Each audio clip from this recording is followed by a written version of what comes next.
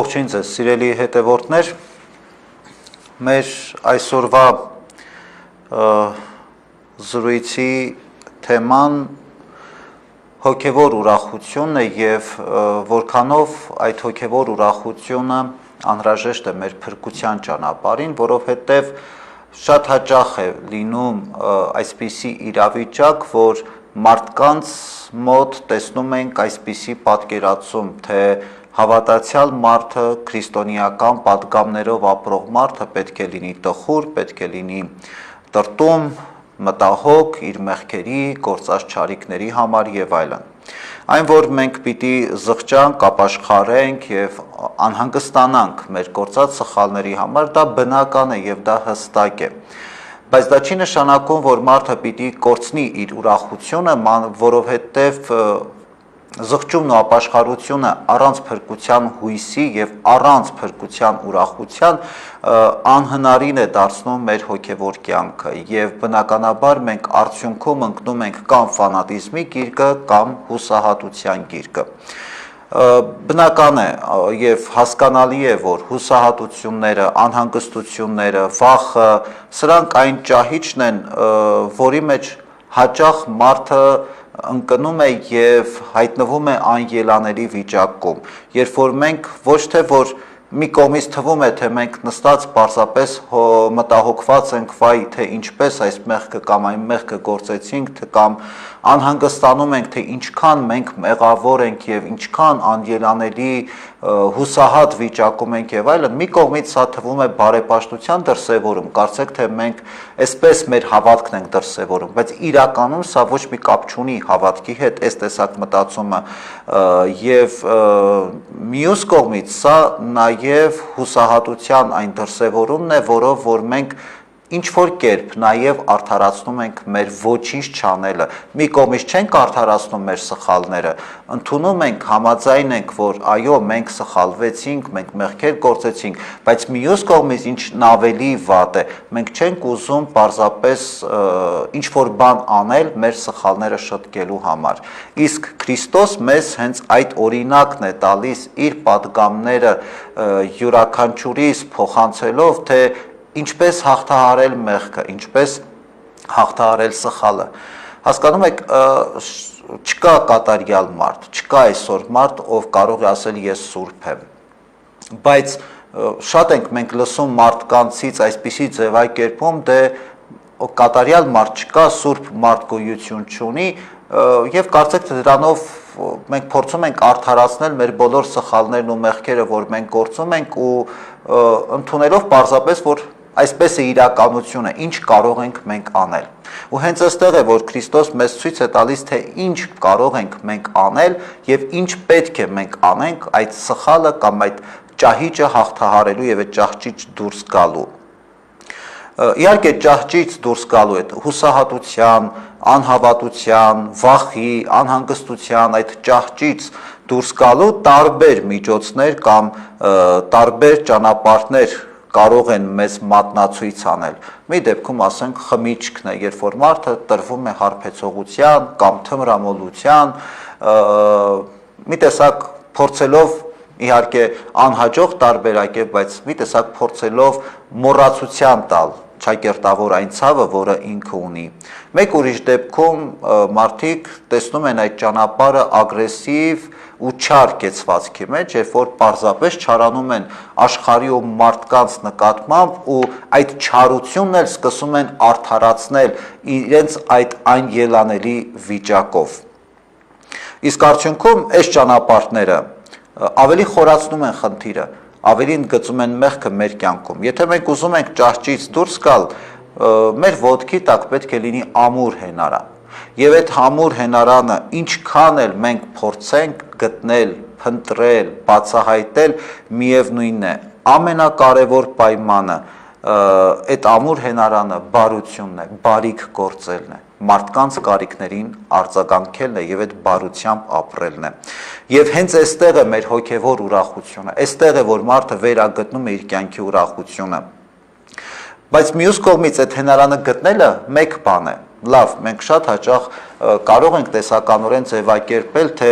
բարիք գործելը շատ ամուր հենարան է մեր հոգևոր կյանքի համար, բայց մեկ այլ բան է, որ իրականում մենք այդ բարիքը գործենք, իրականում մենք գործով ապացուցենք, որ հենվում ենք այդ ամուր հենարանի վրա եւ մենք ջանք ենք գործադրում այդ ճահճից դուրս գալու։ Այստեղ շատ կարեւոր է այդ ջանքը նաեւ հավատքը, վստահությունը ոչ միայն Աստծո նկատմամբ, այլ նաեւ մեր սեփական ուժերի նկատմամբ։ Մեր կյանքի, հոգևոր կյանքի եւ առհասարակ մեր կյանքի ամենակարևոր հենարանը երջանիկ լինելու, ամուր լինելու, ուժեղ լինելու, որևէ իրավիճակից դուրս գալու, մեղքերը հաղթահարելու ամենակարևոր հենարանը բարությունն է, ազնվությունն է եւ արդարությունն է։ Շատերը նման իրավիճակներում մարդկանց սխալ խորհուրդներ կարող են տալ։ Ես օրինակ շատ հաճախ զարմանքով լսում եմ, երբ որ մարդիկ տխրության, անհուսության, այդ հուսահատության մեջ են հայտնվում, մարդկանց խորհուրդ են տալիս,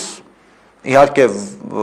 սա թյուրիմացություն է, բայց մարդկանց խորհուրդ են տալիս ընդհանրապես մոռացության տալ։ Իրականում ինչը մենք պիտի մոռացության տանք։ Սա էլ կարևոր հարց է, անհնար տարբերակ է եւ հնարավոր չէ այդպես որևէ խնդիր մեր կյանքի հաղթահարել։ Այդ տխրության ու տրտմության խորը այդ ճահճի մեջ ինչը մենք պիտի մոռացության տանք։ Շատ հաճախ մենք էլ չգիտենք ինչի համար ենք տխուր, որտեղից այդ տրտմությունը, ընդհանուր կարող ենք ձևակերպել այսօրվա կյանքը այսպիսին է, բայց մեր շուրջը տեղի ունեցող իրադրությունը, մեր շուրջը տեղի ունեցող երևույթները գնահատելը դեռ բավական չի դրանք հաղթահարելու, եթե դրանք բացասական են ու պետք է հաղթահարել։ Շատ կարևոր է, որ այդ բոլոր այն ինչ որ մեր շուրջը տեղի ունենում, հասկանալ որքանով դա մեր մեջ է անդրադարձ ունենում։ Եվ խնդիրը իրականում յուրաքանչյուրից հոգում ու սրտում է։ Այդ հուսահատությունը, այդ տխրությունը ու տրտմությունը մեր մեջ է, որ ամրանում եւ մեր մեջ է, որ ինքը զորանում է։ Հետևաբար շատ կարևոր է, երբ որ մենք ասում ենք դե լավ, բանի տեղ մի դիր եւ մոռացության տուր, ինչը պիտի մենք մոռացության տանք։ Իսկ սա ամենաանհաջող ճանապարհներից մեկն է։ Մյուս տարբերակը, որ առաջարկվում է, զվարճանալն է, այսինքն, չգիտեմ, խմիչքի ազդեցության տակ կամ խաղամոլության ազդեցության տակ մոռանալ քո խնդիրները, քո դժվարություններն ու խնդիրները։ Գիտեք, կարելի է ինչ որ ժամանակահատվածի համար, որ այս տարբերակը աշխատի, կրկին վերապահումով այս տարբերակը նկատի ունեմ, բայց գուցեև ինչ որ ժամանակի համար, բայց դրանից մեր խնդիրները չեն լուծվում։ Այսինքն սա էլ իրականում ըստ էության ժամանակավոր լուծում է։ Մյուս տարբերակը, որ ասում են մարդկանց նման իրավիճակներում խորհուրդ են տալիս, թե ինքնագնահատականդ պիտի բարձրանա, բայց այստեղ շատ կարևոր է, թե ինքնագնահատականը ինչպես պիտի բարձրանա։ Մենք մեր ինքնագնահատականը կարող ենք այսպես պարզապես փուչիկի պես փչել, որ մի օր կարող է պայթել եւ լինի դատարկ, արհեստական կերպով, երբ որ մենք փորձում ենք բարձրացնել մեր ինքնագնահատականը, կամ կարող ենք անել այդ նույն բանը ըստ էության, անել իրական գործերով, այսինքն այդ ինքնագնահատականը պարզապես ոչ թե նրա համար է, որ մենք մեզ լավ զգանք, մենք մեզ մյուսներից բարձր զգանք, համարենք, որ մենք շատ լավն ենք, այդ պարզապես մեր սուբյեկտիվ կարծիքն է։ Ինքնագնահատականը հանուն մեր լավ զգալու չէ, որ պիտի բարձրանա, ինքնագնահատականը անկեղծ ու ազնիվ բարի գործերի արդյունքում է, որ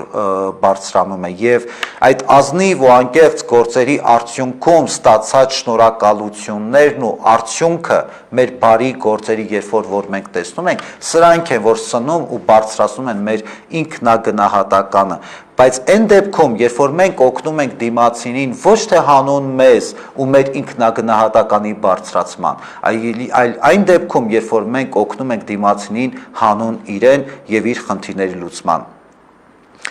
Շատ կարևոր է, որ մեր հոգևոր կյանքի ընթացքը առաջնորդվի հենց այս հոգևոր ուրախությամբ, որի հիմքում այդ բարությունն է, որով որ մենք փորձում ենք կամ որով որ մենք կփորձենք ապրել։ Իհարկե դա չի նշանակում, որ մենք միշտ խաղաղության մեջ կլինենք, միշտ հանդարտության մեջ, որտեղ հոգևոր իմաստով խաղաղությունը այն չէ, որ մարդը չունի խնդիրներ ու խնդիրներ։ Հոգևոր առումով խաղաղությունն այն է, երբ որ մարդու խնդիրների ու խնդիրների մեջ գոյություն ունի Աստված, մենք մեր դժվարությունների մեջ տեսնում ենք Աստծո ներկայությունը եւ Աստծո հետ միասին մենք փորձում ենք այդ խնդիրներն ու դժվարությունները լուծել։ Սա է հոգևոր ուրախության հիմքը եւ աղբյուրը։ Հետեւաբար շատ կարեւոր է, թե մենք ինչ ենք ցանկանում ամենից շատ մեր կյանքի ընթացքում։ Մի իմաստունի մոտ գալիս է երիտասարդ, ասում է, որ ինձ սովորեցրու իմաստուն լինել։ Այս մարդը երիտասարդին տանում է մի գետի մոտ ու ամբողջությամբ ընկղմում ջրի մեջ, ու այդպես որոշ ժամանակ ջրի մեջ պահում։ Երբ որ հետո որոշ ժամանակ անց այս երիտասարդին դուրս է հանում ջրից, ասում է, երբ որ դու ջրի տակ էիր,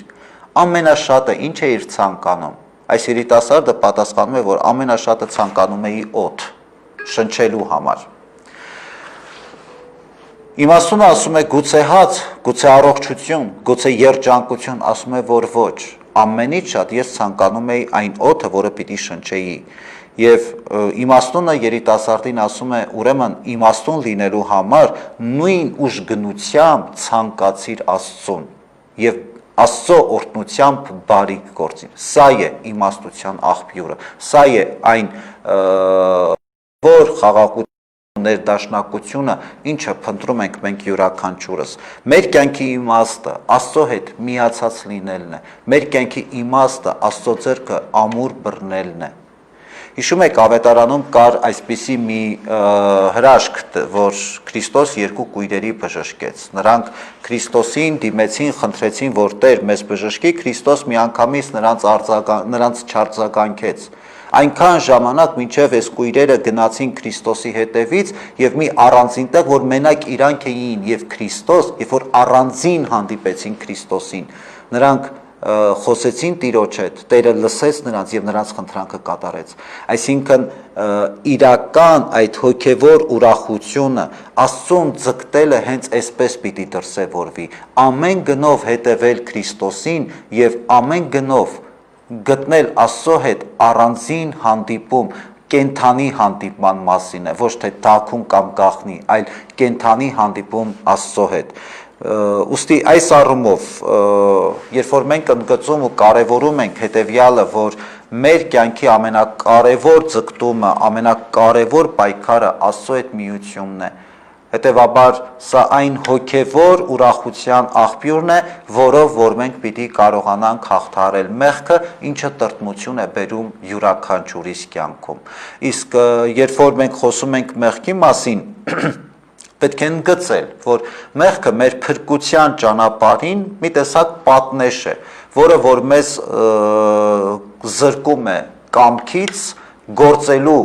բարի գործ անելու ցանկությունից եւ պատրաստակամությունից։ Հետևաբար մեր խնդիրը ոչ թե առհասարակ մեղքի դեմ պայքարելն է, առհասարակ չարիքի դեմ պայքարելն է, այլ մեր խնդիրը մեր մեջ հաստատված, մեր մեջ կարծրացած մեղքի դեմ, չարիքի դեմ պայքարելն է, որովհետև հենց այս process-ն է արդեն մեր փրկության ճանապարհը, հենց այստեղից է սկսվում մեր փրկությունը, որովհետև շատ հաճախ այսօր մարդիկ այսպես են մտածում, ավելի ճիշտ ընդհանուր խոսում են մեղքի մասին, ընդհանուր խոսում են չարիքի մասին եւ շատ գեղեցիկ կարող են ձևակերպել ինչ է մեղքը, ինչ է չարիքը։ Գիտեք, սա ամենահեշտ բանն է, որ մենք կարող ենք անել, որովհետեւ կարծում եմ, որ յուրաքանչյուրս էլ մեր մաշկի վրա շատ լավ զգացել ենք այդ մեղքի, չարիքի ամբողջ բեռը ու ծանրությունը։ Շատ լավ ճանաչում ենք, թե ինչ է մեղքը, ինչ է չարիքը։ Դրա մասին խոսելը մեծ հերոսություն չէ կամ մեծ առաքինություն չէ։ Խոսքը այն մեղքի մասն է, որը մենք ենք գործում, որը մեր մեջ կարծրացած է, ոչ թե ընդհանուր ձևակերպումներով, որովհետև ընդհանուր խոսել եւ ասել մեղքը վատ է, դեռ չի նշանակում ինչ-որ բան ասել։ Դա դեռ ընդամենը վերացական անդրադարձն է մեղքին ու ոչինչ չասել է նշանակում մեղքի առումով։ Եվ իսկ փրկությունը այս ամենի հակառակ իրական է դառնում հավատքով եւ այդ հավատքից բխած գործերով։ Հավատքը այն միջավայրն է, մեր կյանքում, մեր սրտում, մեր մտքում, մեր հոգիների մեջ հավատքը այն միջավայրն է, որտեղ սերմանվում են երկնքի արքայության, մեր փրկության հունդերը, սերմերը։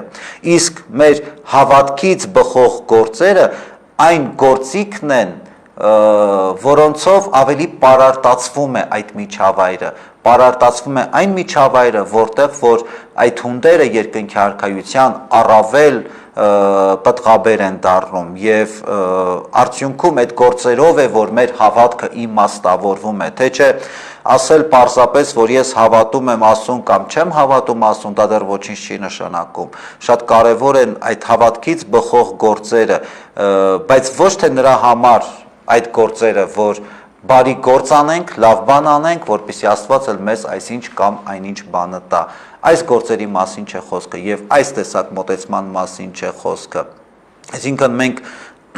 ապրում ենք հավատքի կյանքը, մենք արձանագրում ենք հավատքից բխող գործեր, ոչ թե որ Աստծուց ինչ-որ բան ակնկալում ենք, որովհետեւ դա մեր կյանքի կենսակերպն է, որովհետեւ դա այն ճանապարհն է, որով որ մենք մեր մեջ վերագտնում ենք մարդուն, որտեղ որ մենք իրականում այնպիսին ենք, ինչպիսին կանք, ու լավ ու կարևոր չի լավն ենք թե վատը։ Պարզապես մենք այնպիսին ենք, ինչպիսին որ կանք։ Գիտակցական հավատքից սա ինչ որ ես խոսեցի, հավատքը որպես տիրույթ, տարածք, որտեղ երկնքի արքայության հունդերն են սերմանվում, հավատքից բխող գործեր այն միջոցն են, գործիքներն են, որոնք որ ավելի պտղաբեր են դարձնում այդ միջավայրը։ Սա այդ գիտակից հավատքի մի տեսակ ավելի պարզ ձևակերպումն է, բայց այդ գիտակցական հավատքից բխում է նաև կենթանի հավատքը, որը հենց իրական է դառնում մեր աստվածահաճո գործերով, իրական է դառնում, երբ որ մենք գործում ենք հանուն Աստծո, ոչ թե հանուն այն շնորհների, որ Աստված կարող է մեզ տալ։ Ու բնական է ու բոլորիս համար հստակ է, որ հավատքը պարզապես ավանդույթ չէ, ինչպես որ այսօր շատ հաճախ շատեր ասում են, թե մեր պապերը հավատացել են, մեր պապերը միշտ գնացել են եկեղեցի, մենք էլ այսօր գնում ենք։ Հավատքը այս ավանդույթը չէ, հավատքը այն անձնական հանդիպումն է Քրիստոսի հետ, որտեղից սկսվում է մեր փրկության ճանապարհը։ Եվ որտեղ որ մենք հստակ գիտակցում ենք, ու որ Հիսուս պետք է այն մարդուն, ով իրականում պայքարում է մեղքերի դեմ։ Հիսուս պետք է այն մարդուն, ով սայթաքել է, բայց հասկանում է, որ ինքնուրույն ոտքի կանգնել չի կարող ու ինքը Աստծո կարիքը ունի ու փնտրում է Աստծո ձեռքը, որից կբռնվի եւ դուրս կգա։ Մենք սիրում ենք շատ հաճախ համեմատվել մարդկանց հետ։ Մենք սիրում ենք եւ կապ չունի թե ում հետ։ Ինչ որ մեկը շատ ավելին գիտի, ինչ որ մեկը շատ ավելի հարուստ է, ինչ որ մեկը պաշտոնյա է եւ այլն։ Մենք սիրում ենք միշտ ամեն քայլափոխին եւ նույնիսկ հավատքի մեջ համեմատվել մարդկանց հետ, բայց սա ամենասխալ ու անհաջող որոշումն է մեր կյանքի, որ կարող ենք երբևէ կայացնել, որովհետեւ ու առավել վատ է, գիտեք, այն որ ինչը եւ ավելի շատ է տարածված մեզանում, երբ որ մենք համեմատվում ենք մեզանից ավելի ցածր, մեր պատկերացմամբ մեզանից ավելի ցածր գտնվող մարդկանց հետ, ցույց տալու մեր առավելություն այս մարդկանց նկատմամբ։ Այս դեպքում մենք ունենք աստվածային շատ կարևոր մի պատգամ, որ մարդկանց հետ համեմատվել երբեք չի կարելի։ Նույնը հավատքի կյանքում շատ հաճախ մարդիկ մեզ հարցնում են, թե ես տեսնում եմ այսինչ կամ այնինչ մարդը եկեղեցում այսպես ջերմեռանդ աղոթում է, պարտաճանաչ գալիս է, ես ինձ մեղավոր եմ զգում, որովհետև այդ մարդու պես չեմ կարողանում։ Իմ արձագանքը միշտ շատ հստակ է այս դեպքում՝ մի համեմատվեք, որևէ մեկի հավատքը մի փորձեք չափել, որովհետև ոչ մեկը չգիտի դիմացինի հոգում ինչ է տեղի ունենում։ Յուրադիմացնի մտքում, սրտում ինչ կա, ոչ մեկը չգիտի, պետք չի համեմատվել։ Եթե մենք պիտի համեմատվենք երբևէ ինչ որ մեկի հետ, միայն Քրիստոսի հետ պիտի համեմատվենք, որտեղ իրական մարդու պատկերն ու օրինակը մենք իդեմս Քրիստոսի է, որ տեսնում ենք։ Պարզապես այս դեպքում պետք չի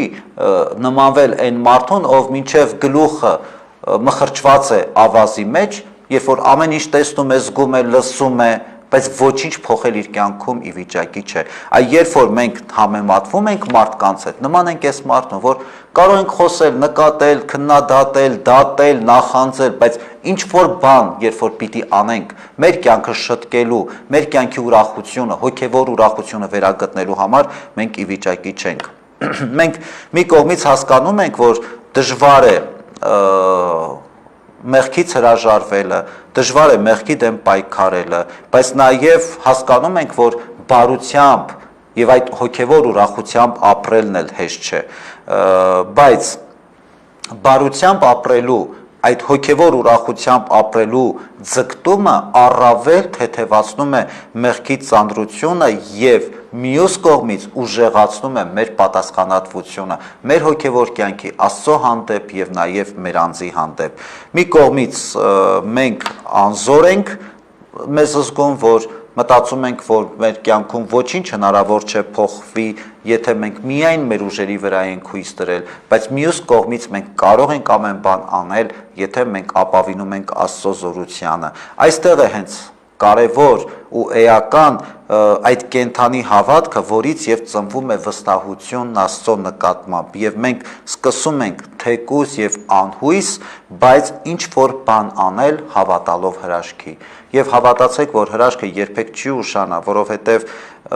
Աստված միշտ մեր կողքին է։ Աստված միշտ պատրաստ է մեր անզորության մեջ, մեր տկարության մեջ,